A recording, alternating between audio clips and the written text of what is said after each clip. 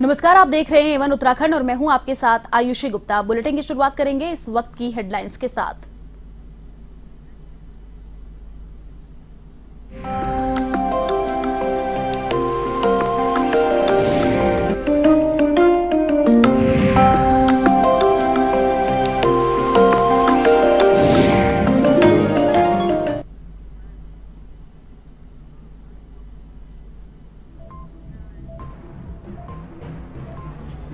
विधानसभा अध्यक्ष रितु खंडूरी भूषण का कोटद्वार दौरा। महर्षि कण्व की तपस्थली कण्वाश्रम का लिया जायजा। कण्वाश्रम में सीसीटीवी कैमरे लगाने की घोषणा की। पुस्तकालय और संग्रहालय का भी किया निरीक्षण।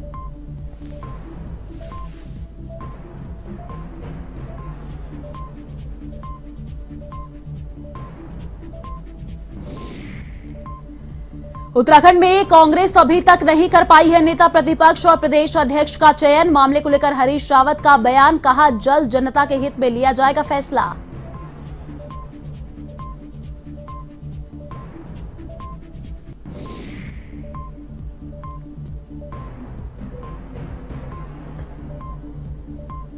पांच राज्यों के नतीजे आने के बाद लगातार तेल के दामों में बढ़ोतरी जारी। कांग्रेस ने खोला भाजपा सरकार के खिलाफ मोर्चा। निवर्तमान नेता प्रतिपक्ष प्रीतम सिंह के नेतृत्व में गांधी पार्क में किया गया प्रदर्शन।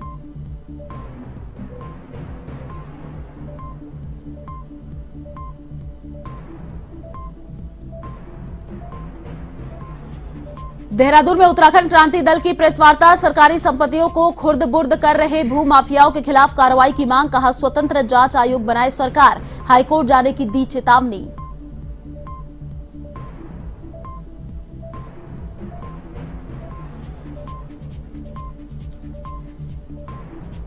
दिनेशनपुर में युवक ने फांसी लगाकर की आत्महत्या। आत्महत्या के कारणों का नहीं हुआ खुलासा। पुलिस कर रही मामले की तफ्तीश।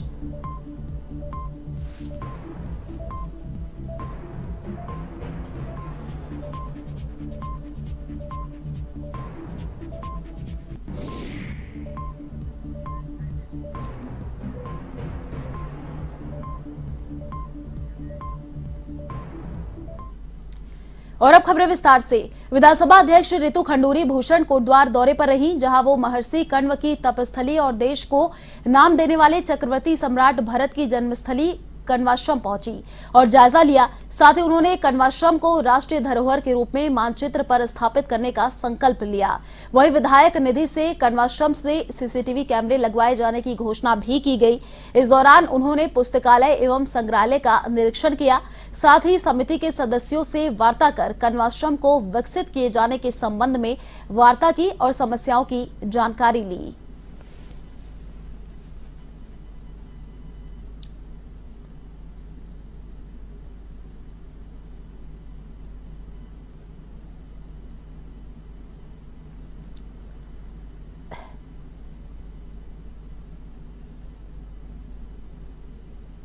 मन में इच्छा थी कण्वाश्रम देखने की। कण्व नगरी के नाम से जाना जाता है कोटद्वार। तो मैं यहाँ पहुँची, राजा भरत की जन्मस्थली पे पहुँची और जो हमारे समिति के लोग हैं, कमांडर रावत, आभा डबराल जी, इनसे मिली।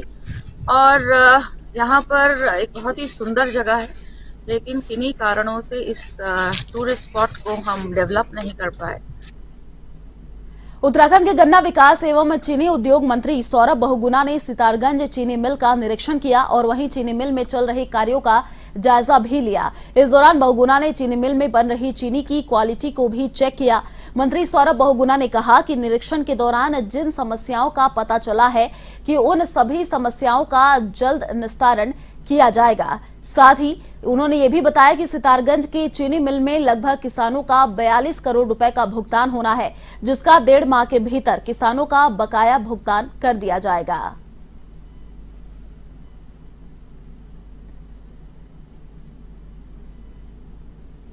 मंत्री बनने के बाद और मैं पूरे क्षेत्र का बहुत बहुत धन्यवाद करता हूं कि आपके प्यार और आशीर्वाद की वजह से जो आपने दूसरी बार अपने भाई बेटे को जिता के भेजा।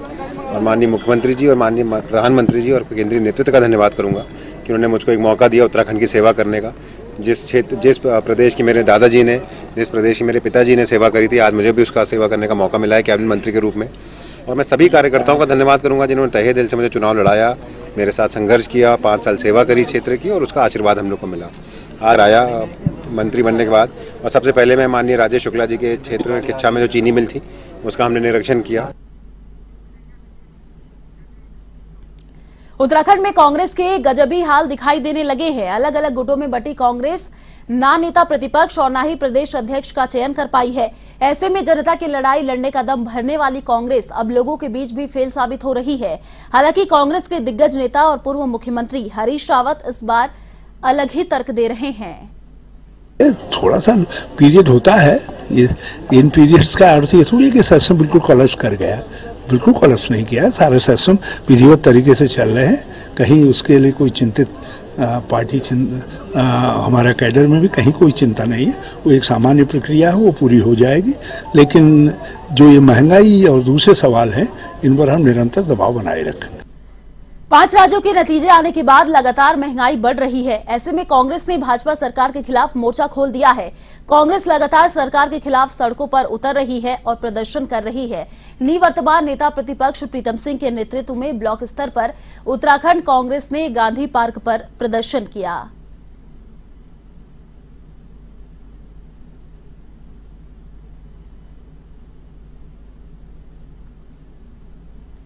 में बैठे हुए लोगों ने जब जब इस देश के अंदर चुनाव होते हैं तब तब देश और प्रदेश के लोगों से वादा किया था कि हम सरकार बनाएंगे तो हम महंगाई पर अंकुश लगाएंगे। लेकिन बड़े खेद का विषय है, उत्तराखंड राज्य के अंदर चुनाव समाप्त हुए कोई बहुत लंबा समय नहीं हुआ है।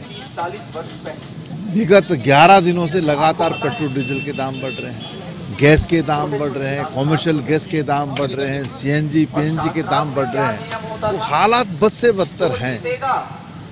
और जब पेट्रोल डीजल के दाम बढ़ते हैं तो स्वाभाविक बात है हर चीज़ के दाम बढ़ते हैं। आज हालत ये है, गरीब आदमी बाजार में जाकर के ना दाल खरीद सकता, ना सब्जी खरीद सकता है। अल्मोड़ा से कांग्रेस विधायक मनोज तिवारी ने प्रेस वार्ता कर कहा कि 2012 से उनकी सरकार द्वारा पानी, सीवरेज, ड्रेनेज सहित पर्यटन जैसी जनकल्याणकारी योजनाएं विधानसभा के लिए लाई थी और पिछले 5 वर्षों में भाजपा सरकार द्वारा उन कार्यों को आगे बढ़ाकर कार्य नहीं किया गया है। उन्होंने कहा कि वो अल्मोड़ा विधानसभा के लिए पूरी लड़ाई के साथ कार्य करेंगे।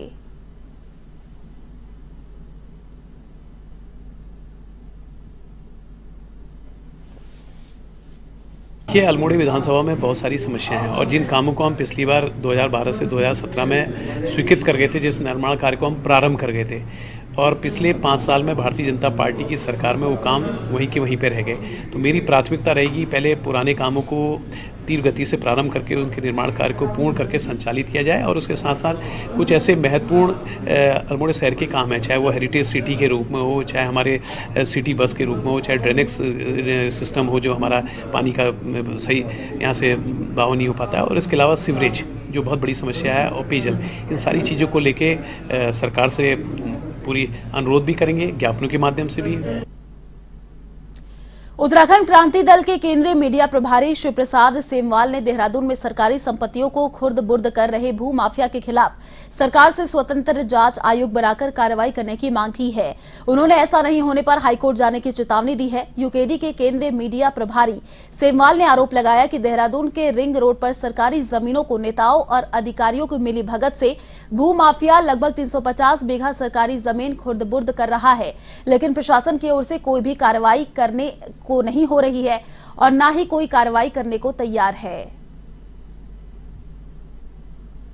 कुंवर चंद्र बहादुर सिंह की जमीन है और कुंवर चंद्र बहादुर की कोई संतान नहीं थी। तो सबसे पहला सवाल तो ये है कि ये कुमारी पद्मा कुमारी है कौन, और इस तरीके के तमाम नए वारिसान जो है आए दिन खड़े होते रहते हैं। तो अगर पद्मा कुमारी थी भी तो भी 1975 का सुप्रीम कोर्ट की गाइडलाइन है कि 10 अक्टूबर 1975 के बाद कोई रजिस्ट्री नहीं हो सकती, और जो भी रजिस्ट्री है वो रजिस्ट्री सुप्रीम कोर्ट के और एक्ट के जो दोनों के अनुसार जो है वो लैंड जो है खुद ब खुद स्वतः ही शून्य हो जाएगी रजिस्ट्री, और वो जमीन वापस गवर्नमेंट में मर्ज हो जाएगी। तो जब ये एक्ट है, बाकायदा सुप्रीम कोर्ट का डिसीजन है, तो फिर सरकार क्यों रुकी हुई है? सरकार की ये सारी जमीन 350 बीघा सरकार अपने हाथ से क्यों गंवा रही है? एक और आज की डेट में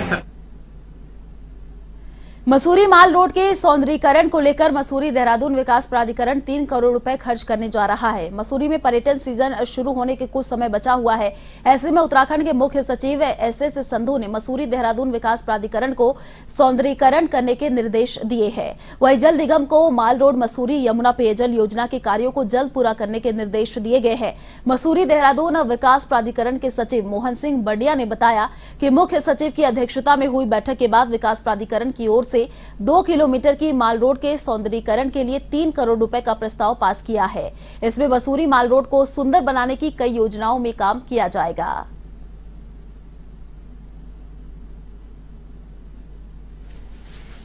पर्यटक दृष्टि से बहुत ही महत्वपूर्ण जगह है और मसूरी का सौंदर्यीकरण उत्तराखंड के लिए बहुत ही महत्वपूर्ण है। और चीफ सेक्रेटरी महोदय ने कल मीटिंग में भी स्पष्ट निर्देश दिए हैं कि हमारे लाइब्रेरी चौक से लेकर झूला घर तक और झूला घर से पिक्चर पैलेस तक तमाम डाउन साइड में और अप साइड में, अप हिल साइड में जो भी म्यूरल्स हैं, गजीबो हैं, रेलिंग्स हैं या हमारे जो विक्टोरियन पोल्स हैं उस पर किसी प्रकार की कोई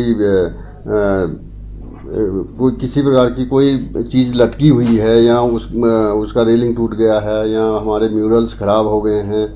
थराली में नाबालिग लड़की से छेड़छाड़ का मामला सामने आया है, जहां पीड़िता के परिजनों की ओर से दी गई तहरीर के आधार पर थराली पुलिस ने रॉबिन सिंह नाम के युवक को गिरफ्तार कर लिया है।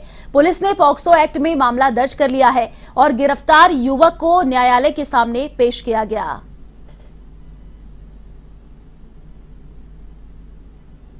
2004 को एक छेड़छाड़ का मामला आया था जिसमें लिखित तहरीर के आधार पर अभियोग को पंजीकृत कर लिया गया था और पंजीकृत करने के आधार पर ही एक अभियुक्त को गिरफ्तार किया गया है, जिसको कि माननीय न्यायालय पेश किया जा रहा है। दुर्गा वाहिनी के राष्ट्रीय अध्यक्ष साध्वी प्राची ने बाजपुर पहुंचकर प्रेस वार्ता की। इस दौरान केंद्र सरकार से अल्पसंख्यक आयोग को खत्म करने की मांग की है। साथ ही सरकार से जनसंख्या नियंत्रण कानून और सिविल कोड को लेकर जल्द ही मुख्यमंत्री से मिलने की बात कही गई है। तो वहीं 4 राज्यों में बीजेपी की सरकार बनाने पर जनता को बधाई दी। साथ ही कहा कि देश में जनसंख्या नियंत्रण कानून आज सबसे बड़ी जरूरत है, जिसे 20 साल पहले लागू हो जाना चाहिए था।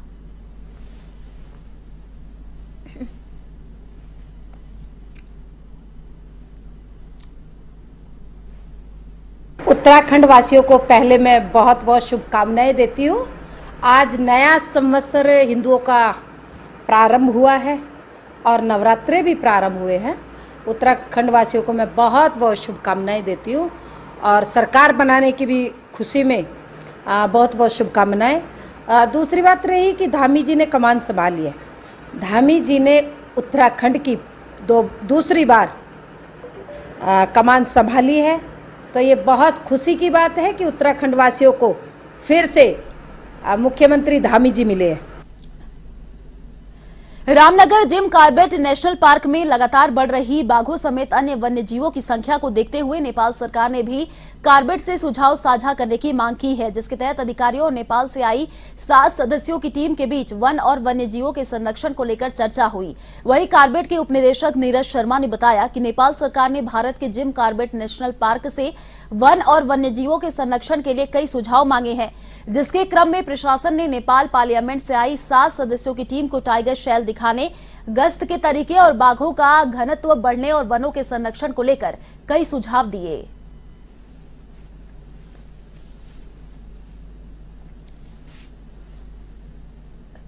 वन्य जंतुओं का संरक्षण कैसे करें, ये मिलके करने के लिए गवर्नमेंट और पब्लिक आपस में कम्युनिटियों का भी सौहार्दपूर्ण आना जाना है और आपस में संबंध बढ़ा के वन्य जंतुओं को कैसे बचाया जाए, इस विषय में गौर करने के लिए और इस विषय में नीति बनाने के लिए, निर्माण करने के लिए। उत्तराखंड के मंगलौर में गर्मी के शुरुआती दौर में ही विद्युत कटौती से उपभोक्ताओं की परेशानी बढ़ने लगी है। खासकर किसानों को गन्ने की बुआई से भारी परेशानी का सामना करना पड़ रहा है।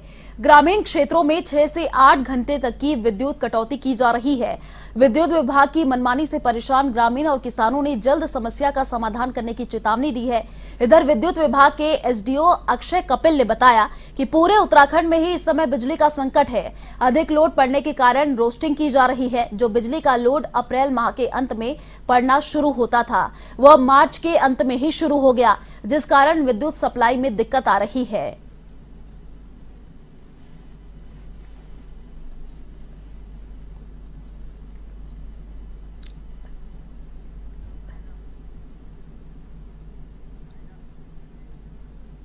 चलिए फिलहाल इस बुलेटिन में इतना ही। देश और दुनिया की तमाम बड़ी खबरों को देखने के लिए आप देखते रहिए A1 TV। नमस्कार।